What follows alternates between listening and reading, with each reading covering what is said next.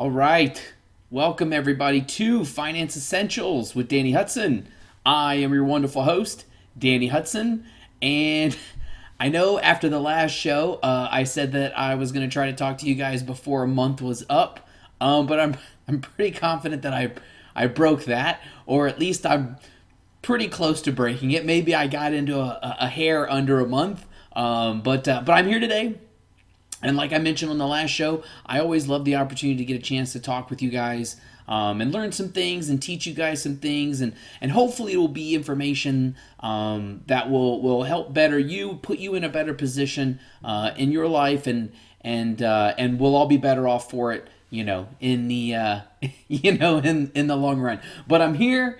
Hopefully you guys have stuck with me. I think this is episode like 44 or 45, so we're doing pretty good. And budget season at work is winding down, and so it should give me a little bit more time to be able to share with you guys, because Lord only knows that there's not a complete glut of things to do shows like this on when we're talking about money and economics and finance and just the business environment as a whole. And so I just wanted to share some of that stuff with you guys today as we get a chance to talk. But a few things that have been going on that I have not gotten the chance to talk about over the last few weeks. Let's Go Brandon. I don't know if you guys are familiar with it, but it's hilarious. If you don't understand exactly what the whole Let's Go Brandon thing is, look it up. I saw earlier today that apparently Let's Go Brandon is the top 2 songs on iTunes.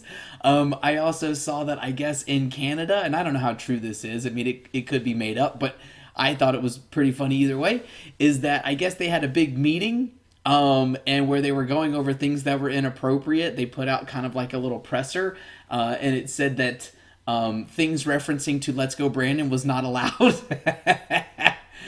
which is great.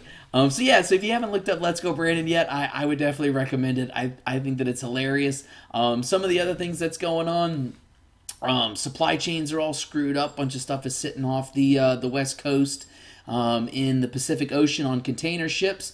And magnificent Brandon administration talked about how they're gonna open up ports, 24 hours a day, 7 days a week, right? Because that's what Washington D.C. thinks that they can do. They think that they are just all powerful and they can do everything, but they don't get to control that, right? It's not up to them. They don't get to say. But then, of course, Governor DeSantis, being the anti-Brandon person that he is, and the anti-Gavin Newsom person that he is basically told everybody, he's like, hey, Florida's open. Why don't you just bring your own little ship over to Florida and unload all of your stuff here? We got you. And so we'll see how that goes. I do, however, want to do an episode on the whole supply chain and what's going on in California. I've learned a lot of very interesting things as far as what it is that's actually causing a lot of these problems. And I think it's fascinating. I think it's really awesome. So maybe I'll do the next episode, on that, which I think would be pretty cool. Some of the other things that's going on, the infrastructure bill, right, that we've talked about in the past, that was like $3.2 trillion. They're down to about $1.75 trillion now. They have to get concessions, right? And as we've talked about before, with the Republican Party kind of being controlled opposition, when it comes to a lot of these things, their starting point isn't $0, right? It literally, the correct position is $0. It's not negotiable. But hey, right, whatever. So they'll meet somewhere in the middle and they'll say, hey, look how hard we fought to get it down from $3.2 trillion. And then people will go, oh my gosh, you guys are so great. But then they'll they'll print another $1.7 trillion. Couple other things. I'm sure you guys, well, maybe not, but another thing that was going on was that the IRS, that in this bill, which I think Justin Amash, or maybe it was Thomas Massey, one of those two on Twitter, brought up a pretty good point, that our federal government has almost gotten to the point now where there's just one bill, right? They do one bill a year, and it's just going to have everything in it, because that's to the point now, where they are, and what that will also do is it will allow basically everybody to get almost everything they want. It's the whole, well, we need to pass it to see what's in it kind of thing, right? It's going to be 4,000 pages and it's going to be $5 trillion or whatever. And they're going to be like, oh man, well, we had to pass it to see, to see what was in it. But I think that was a pretty good observation that we're almost at that point. But one of the things that was going to be in there, is this whole, you guys may be familiar with this whole tax the rich, right? Like, well, I mean, not like we haven't talked about that in the past, but they're wanting to pass all of these wealth taxes on the rich. The latest one, which I guess has been taken out now, but it was on unrealized gains. And maybe next, and maybe I'll talk about that a little bit, kind of what that means. Well, it's not that relevant if it didn't get in there. Essentially, think about it like this, right? Something that you have is worth $1,000. It goes to $5,000, and then it goes back to $1,500. You would still have to potentially pay taxes on the unrealized gains that you didn't actually get to take profit on, and so there was a lot of pushback on that. But the big one was the $600, right? They were talking about the $600 that the IRS was going to keep track of. So if you made any ins and outs of that kind of thing in your bank accounts that was $600 or more, the IRS was going to have it on record. Now, whether or not they were going to look at it or whatever. Now, they did want to allocate more resources to the IRS, which, if you're talking about me from an anarchist perspective, IRS is probably top 5 worst. I mean, probably like the Fed's there, and then probably the CIA is right up there. But man, the IRS has got to be top 3, right? To just get rid of completely. And they're talking about wanting to give them more money, but they were talking about, $600. It's going to help us catch those billionaire tax cheats, right? And then of course all the midwits and stuff on social media are like, oh yeah, well no, it's got to be in there because it's going to help catch billionaire tax cheats. And it's like, what billionaire is keeping track of a $600 transaction? You know who it is going to hurt? It's going to hurt gig workers. It's going to hurt people that do work underneath the table, right? That just get checks from people for doing, I don't know, yard work or house cleaning or whatever it's going to be. Those are the people that stuff like that's going to hurt. So now they've bumped it to $10,000, right? Because it was about catching the billionaires at first, and then they get pushed back on it, and that kind of thing. Like we talked about in the episode about the new Green New Deal. I might have had one too many news in there, but they were just testing the waters, right? Let's test the waters at $600. Oh, we got a lot of pushback. All right, let's change that up a little bit, and so they changed that. But yeah, there's a lot of stuff that's going on out there. But what I wanted to do on today's episode is I wanted to talk about, and I know I've mentioned on the show before about how Twitter and social media and stuff like that is not real life, right? I get it. I don't want to say the majority, but a lot of people that are on these platforms are not normal people, right? They're going to be extreme ends one way or the other. But I got in an engagement with a person today who, this is in discussions as far as like the billionaire taxes and that kind of thing. And there are a lot of people that I do believe have this mentality. And we was talking about, essentially the unrealized gains, and taxing, the billionaires and that kind of stuff. And what we were essentially talking about was people like Elon Musk, who, by the way, did get tons and tons of government money to get where he's at. So while he might be pushing back on a lot of government stuff now, he did get where he is because of government money. Now, I'm all about, hey, better you push back now than never. And so, I'll consider it a small win, but that did get in there. That was kind of a point of it. But one of the things though, and he brought up, we were talking about that, and we were talking about innovation, right? Because this person's thought process was that billionaires and rich people and business owners, well, I'll just read it. He says they innovate because they love it. They mostly do it when they were starting up, and they would think, well, I don't want to create great stuff because I won't be excessively rich, only very rich. And if with more redistribution, more people will have a chance to try.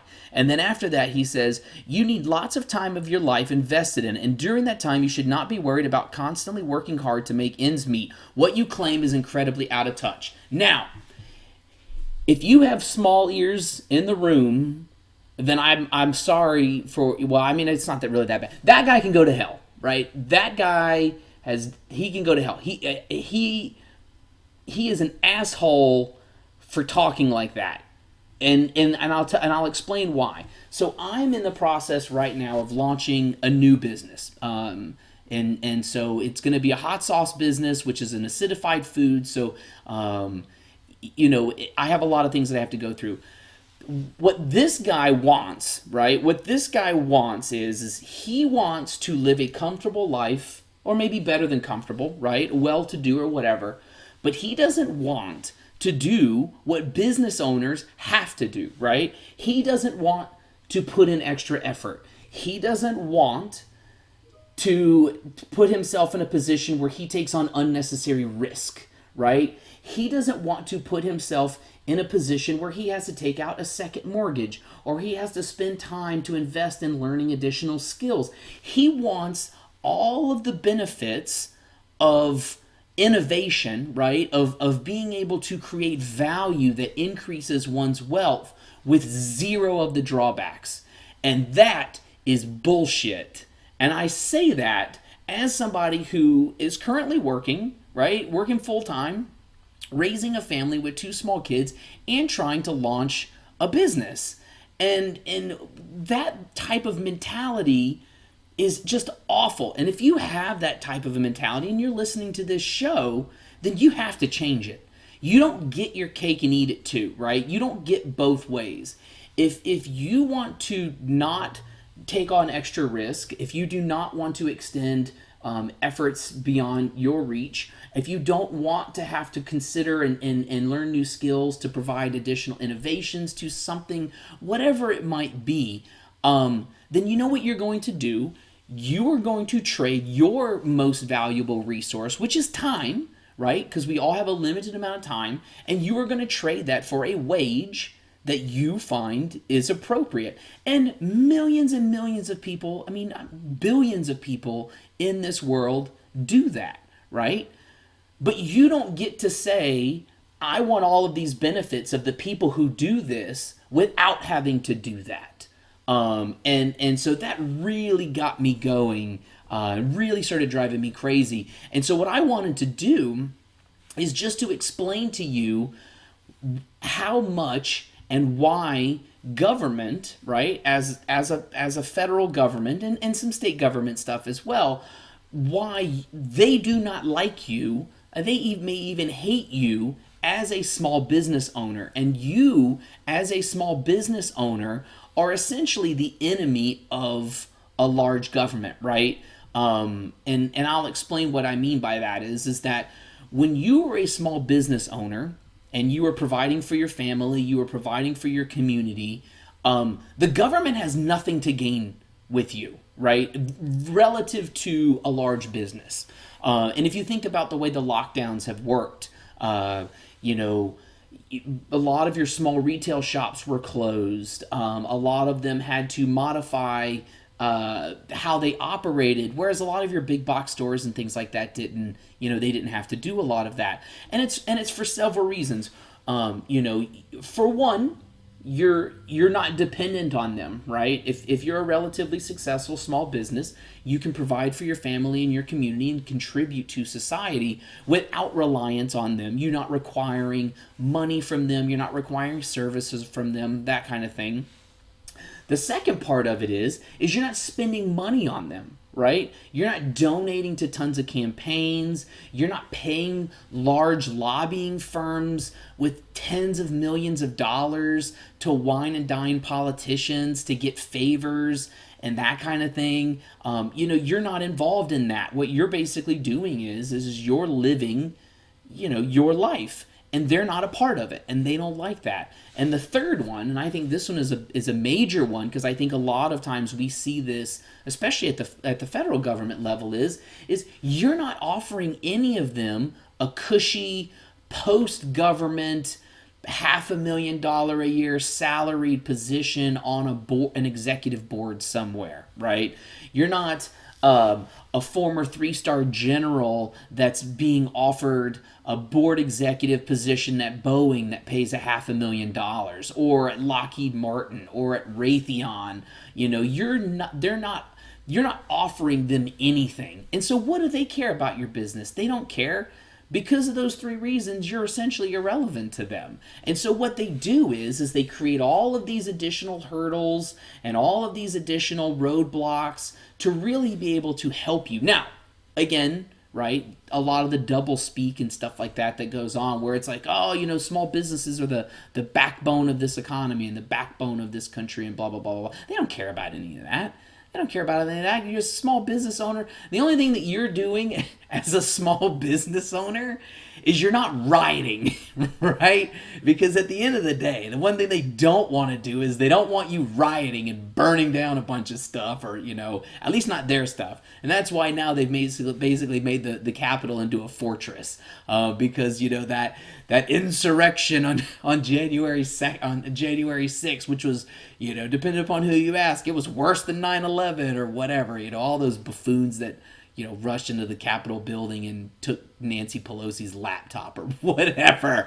But they don't care about you, right? You're irrelevant to them. You're not helpful, and they don't care. They don't really care about you. And so what I wanted to do is, and especially relative to that, and with this guy from Twitter, is kind of explain to you as a small business owner what we have to go through to be able to even launch a business, right? And the types of hurdles that we have, and how when people are talking about all of these regulations, right? All of these regulations, they're meant to help the consumer, and they're meant to help these people, and they're meant to do good for this, right? Because it's the right thing to do. The biggest thing that they do is they keep poor people out. They keep poor people out of being able to start up their own business and quote unquote pull themselves up by their bootstraps. You know why? Because they can't afford it. Because starting a business is expensive. It's not only expensive, but it's also time consuming. And so a lot of the people who would be amazing entrepreneurs, they have to go underground, right? They're doing cash businesses and stuff, which, to be honest, I'm perfectly fine with, because if you want to operate a cash only business, and that way, therefore, you're kind of like more of an agorist, where you're operating outside of the scope of the government and the IRS and all that, more power to you, man. That is awesome.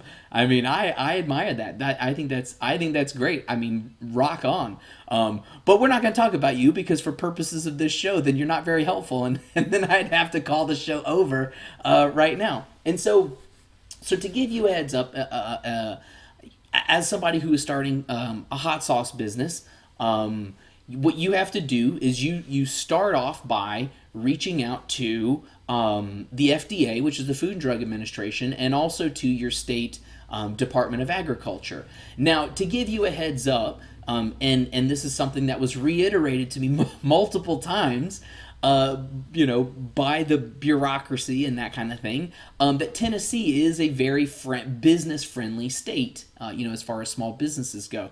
And it's true. I mean, it's not number one, but I think it's like somewhere between, depending upon what you look at, it's like 10 to 15, or something along those lines. And so if you're wanting to start up a small business in Tennessee, friendliness for that purpose, it ranks somewhere in that neighborhood of 10 to 15. But what you start off, and again, this is my experience as far as working with, hot sauce in the state of Tennessee, is that you talk to the FDA, and then you talk to the Department of Agriculture, and the Department of Agriculture essentially sends you a checklist, right? You have a checklist and you have to do these 10, 12 things or whatever it is, and then you submit them, and then, then the process or whatever goes from there. And so I have been working on this for 6 months. I mean, it's been 6 months, trying to navigate all of this and kind of getting closer to the end. And so when you start going through this checklist, the first thing that you notice is that, at least in Tennessee, and when it comes to hot sauce, cottage laws do not apply, right? Cottage law is essentially saying that you can make the product that you're selling out of your home. Okay, so then what do, right? I can't make hot sauce and sell it out of my own house. So what do I have to do? Oh, well, you have to go to an approved commercial kitchen, and then you have to cook your sauce, your product in that kitchen, and then that is allowed to be sold, for commercial purposes. All right, so how does that work? Well, here's a list of 5 of them in Nashville. Well, 3 of them weren't taking new customers. Fortunately, one of them was relatively new and relatively as far as fresh as far as the business goes, and so they were accepting new clients. But right out of the gate, right, if all 5 of them you couldn't get in, guess what? You're screwed right off the bat, and there's nothing you can do. Oh, well, sure, why don't you just go ahead and open up your own kitchen and spend hundreds of thousands of dollars opening up a kitchen? Sorry, So right out of the gate, you're already at a disadvantage. And so I was fortunate enough to find a kitchen, and the people there are great. And then so you start working out some of the distribution. All right, so the kitchen alone, right? It's $150 non-refundable deposit. And that kind of is your consultation fee too. So they walk you through the kitchen and tell you how to use the equipment and so on and so forth. And then there's a $150 refundable deposit. I don't know exactly, I guess maybe you just stop and then they give you your money back. And then you pay by the hour, right? And so it's like $20 an hour for up to 20. It's by month. I'll save you some of the details, but let's just say before you ever even are able to make a single product, you're $300 in the hole, right? And so think about that person who's making 30 grand a year or whatever it is, right? $300 just for kitchen fees sucks. That's a lot of money. No, people can't just pull that out of their pocket. And so then there's some associated paperwork and stuff like that goes along with it. Okay, all right. We got that $300 out of the way. That's done. We've got the kitchen part taken care of. All right, Department of Agriculture, what's next?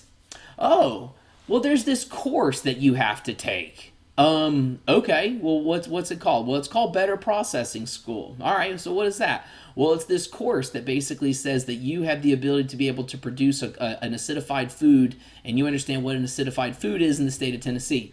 Okay, well, let's see. What is that? Oh, well, it's done through the university. It's $400. Wait, what?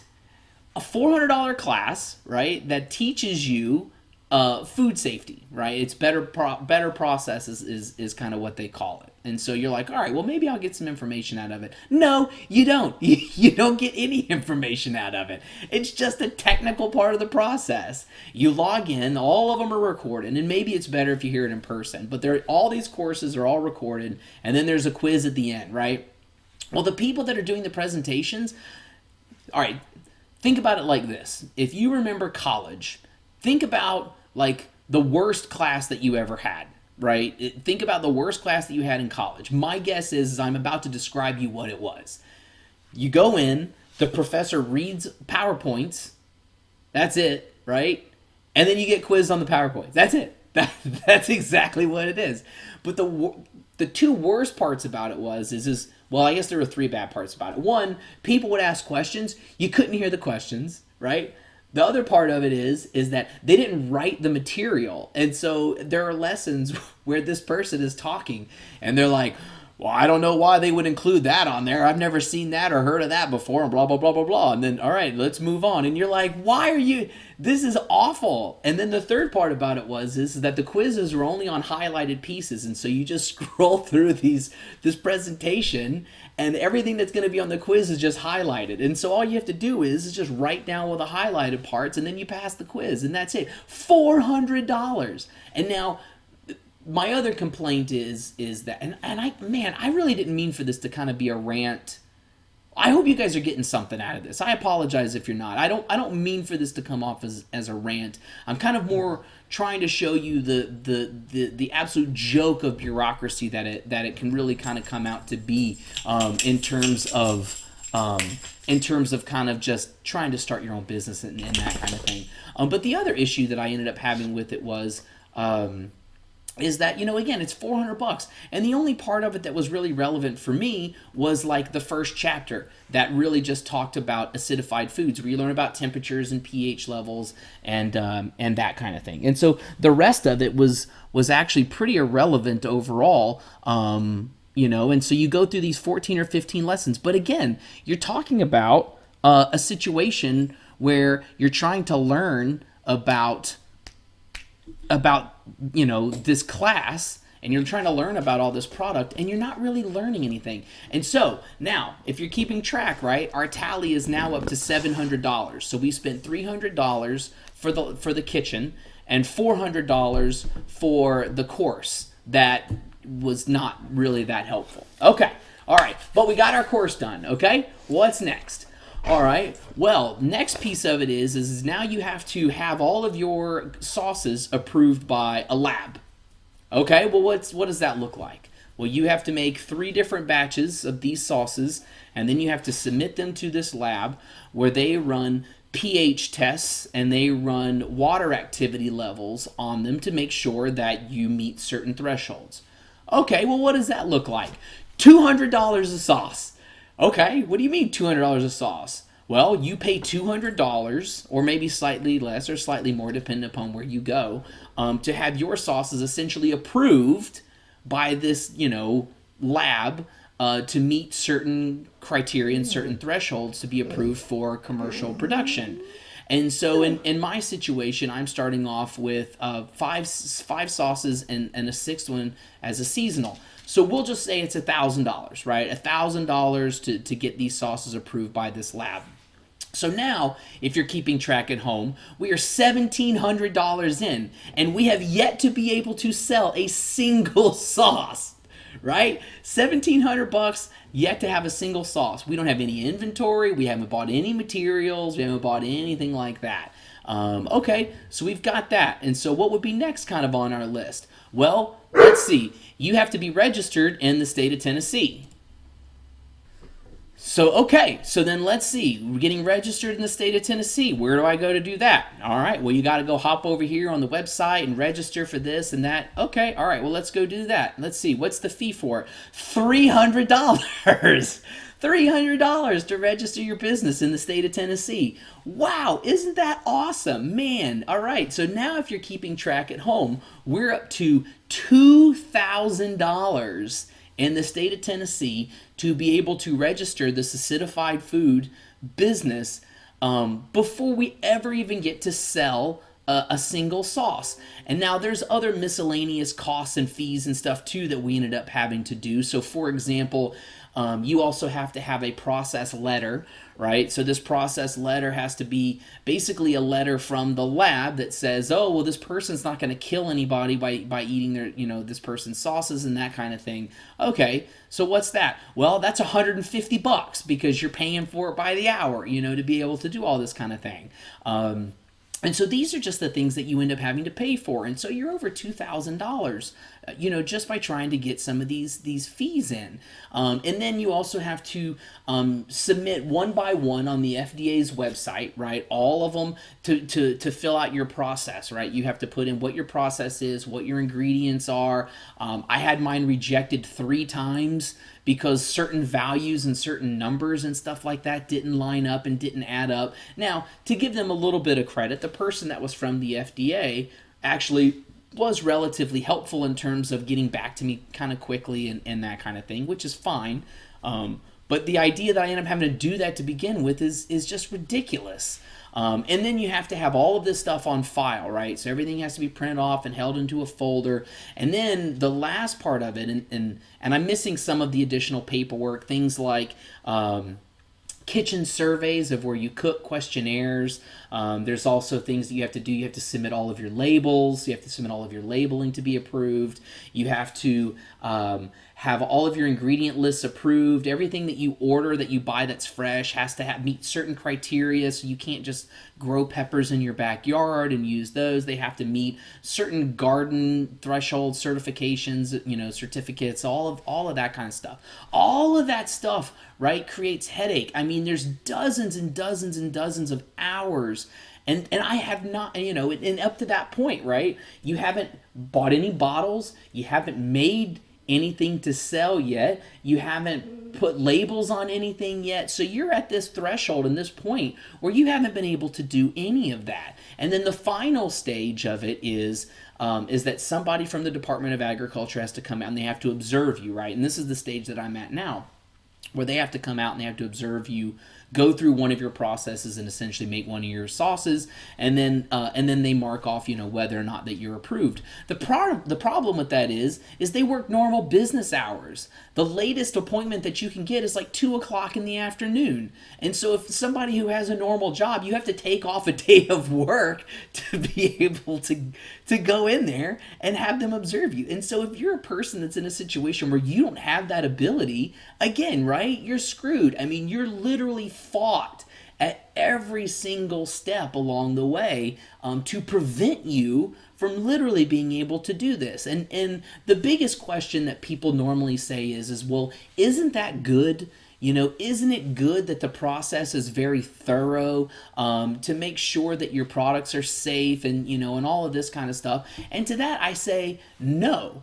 And the reason for that is because none of that is really counting the time that I'm putting into developing recipes, the stuff that I'm, like if you see, if you're watching the YouTube, I've got a couple of sauces that are kind of fermenting right up here. Now I'm not going to be able to sell these, but I can give them away. But these are experiments, right? This is time in testing things and doing test markets and going through trying to find bottling companies and labeling companies and all of that kind of stuff.